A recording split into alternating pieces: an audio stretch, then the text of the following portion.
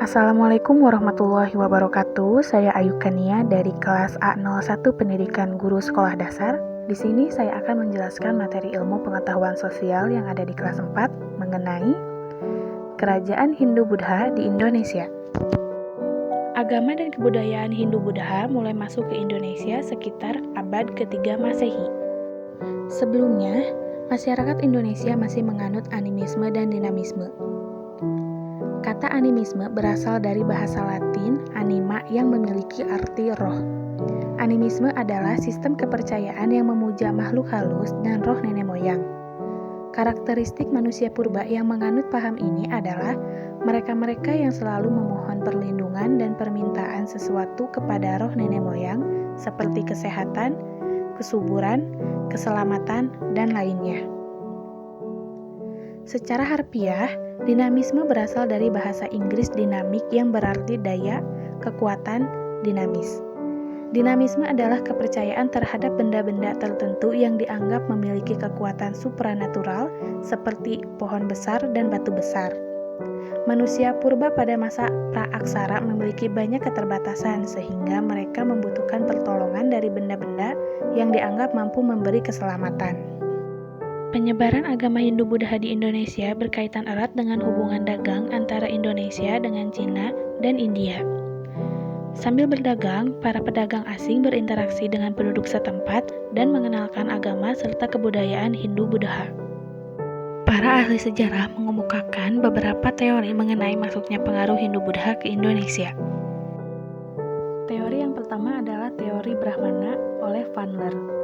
Menurut teori ini, kaum Brahmana atau pemuka agama datang ke Indonesia atas undangan untuk menyebarkan agama Hindu-Buddha. Yang kedua ada teori ksatria oleh Bose, di mana penyebaran Hindu-Buddha dilakukan oleh ksatria atau prajurit. Yang ketiga ada teori Waisya oleh Krom. Pengaruh Hindu-Buddha disebarkan oleh pedagang. Yang keempat teori Sudra oleh Van Vader. Penyebaran Hindu-Buddha dilakukan oleh para pekerja India seperti pelayar dan nelayan yang disebut juga teori Sudra. Yang terakhir ada teori arus balik. Orang Nusantara belajar agama ke India dan menyebarkan agama tersebut setelah kembali ke Nusantara. Dari teori-teori tersebut dapat disimpulkan bahwa proses penyebaran agama Hindu-Buddha terbagi menjadi dua, yaitu masyarakat Nusantara berperan pasif dengan mempelajari melalui masyarakat Cina dan India yang datang ke Nusantara. Yang kedua, masyarakat Nusantara berperan aktif, yaitu masyarakat Nusantara pergi ke India dan Cina lalu kembali sebagai penyebar agama. Masuknya agama dan kebudayaan Hindu-Buddha inilah yang memicu munculnya kerajaan-kerajaan bercorak Hindu-Buddha di Nusantara. Kerajaan Hindu tertua di Indonesia yaitu Kerajaan Kutai Martapura yang berdiri pada abad ke-4 Masehi. Kerajaan ini terletak di Muara Kaman, Kalimantan Timur, tepatnya di hulu Sungai Mahakam. Kerajaan ini didirikan oleh raja pertamanya yang bernama Kudungga. Nama Kutai dinamakan oleh para ahli karena tidak ada peninggalan secara jelas menyebutkan nama kerajaan ini. Kerajaan Kutai mulai mengalami kejayaannya di bawah pemerintahan Raja Mulawarman yang merupakan anak dari Asmawarman dan cucu dari Kudungga. Hal ini diketahui dari peninggalan sejarahnya yang berupa 7 prasasti Yupa yang ditulis menggunakan bahasa Sanskerta dan huruf Pallava. Prasasti yang ditulis dalam tiang batu merupakan ciri khas kebudayaan kerajaan Kutai. Yupa yang ditulis menggunakan huruf Pallava memunculkan fakta adanya pengaruh India Selatan di Kutai pada saat ini. Tiang batu atau Yupa ini merupakan kelanjutan dari budaya purba zaman Megalitikum atau zaman batu besar. Kerajaan Kutai berakhir pada saat raja terakhirnya, Maharaja Dharmasatya, mati di tangan Raja Kutai Kertanegara. Kerajaan Buddha di Sumatera muncul sekitar abad ke-6 dan ke-7 Masehi. Berdasarkan catatan sejarah, ada 2 kerajaan, yaitu Kerajaan Melayu dan Kerajaan Sriwijaya. Kerajaan Melayu diperkirakan berpusat di daerah Jambi di tepi alur Sungai Batanghari. Keberadaan kerajaan ini diperkuat oleh catatan perjalanan seorang pengelana dari Cina yang bernama Itsing. Nama kerajaan Melayu juga muncul pada kitab Nagara Kertagama yang menyebutkan mengenai ekspedisi penaklukan ke Sumatera yang disebut ekspedisi Pemelayu. Sejarah kerajaan di Sumatera sejak abad ke-7 didominasi oleh Kerajaan Sriwijaya. Kerajaan ini berpusat di sekitar Sungai Batahari, pantai timur Sumatera, lalu meluas hingga ke Semenanjung Malaya dan Jawa Barat. Pengetahuan sejarah mengenai kerajaan ini didapat dari sumber asing berupa catatan perjalanan Itsing dan beberapa prasasti seperti Prasasti Ligor dan Prasasti Nalada. Dari sumber-sumber sejarah tersebut diketahui raja pertama yang dianggap sebagai pendiri kerajaan Sriwijaya adalah Dapuntahyang. Ia berhasil memperluas wilayah kekuasaannya dengan menaklukkan daerah Jambi yang sebelumnya merupakan wilayah kerajaan Melayu.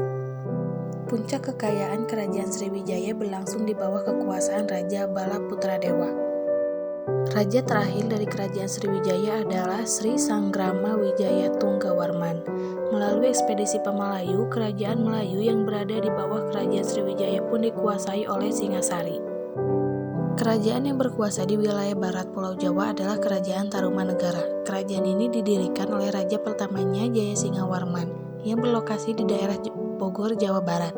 Sumber sejarah dari Kerajaan Tarumanegara ada 7 prasasti: Ciarutan, Kebon Kopi, Jambu, Muara Ciaten, Tugu, Pasir Awi, dan Munjul.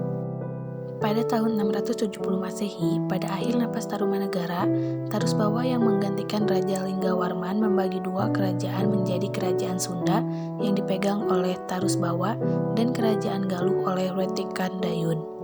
Kerajaan ini berkembang menjadi Kerajaan Pajajaran yang awalnya bertempat di Galuh, Jawa Barat. Diperkirakan bahwa pusat kerajaan dipindahkan dari Galuh ke Pakuan Pajajaran di Jawa Barat bagian tengah dengan raja yang berkuasa yaitu Srijaya Bupati. Selanjutnya, pada pemerintahan Linggabuana, Kerajaan Pajajaran sempat terlibat perang bubat dengan Kerajaan Majapahit yang saat itu diperintah oleh Hayam Wuruk. Kerajaan ini mengalami masa keemasan pada masa pemerintahan Sri Baduga Maharaja Ratu Jaya Dewata. Pada masa pemerintahan Ratu Jaya Dewata, mulai ada penduduk Pajajaran yang menganut agama Islam. Pada pemerintahan selanjutnya, Kerajaan Pajajaran runtuh akibat serangan bertubi-tubi dari pasukan Kerajaan Islam Banten. Sebagian orang yang selamat dari serangan itu menyingkir ke pedalaman dan membentuk komunitas yang mengisolasi diri mereka dari luar. Sebagian peneliti berpendapat bahwa komunitas inilah yang sekarang bernama suku Baduy. Dalam sejarah kerajaan Hindu-Buddha terdapat tokoh-tokoh penting yang berpengaruh. Raja Mulawarman merupakan raja yang terkenal bijaksana dari kerajaan Kutai. Raja Purnawarman merupakan raja yang taat beragama. Pada masa pemerintahannya, rakyat hidup aman dan makmur. Raja Jayabaya terkenal dengan kemampuan meramal masa depan. Ramalan tersebut masih dipakai hingga saat ini. Raja yang terkenal dari Singasari ini bekerja sama dengan kerajaan lain, diantaranya Kerajaan Champa dari Vietnam. Di bawah kepemimpinannya, Kerajaan Majapahit berhasil memperluas wilayahnya hingga ke Singapura dan Semenanjung Melayu. Panglima perang dari Kerajaan Majapahit rela berkorban demi kepentingan negara. Berikut penjelasan mengenai kerajaan Hindu-Buddha di Indonesia. Terima kasih. Wassalamualaikum warahmatullahi wabarakatuh.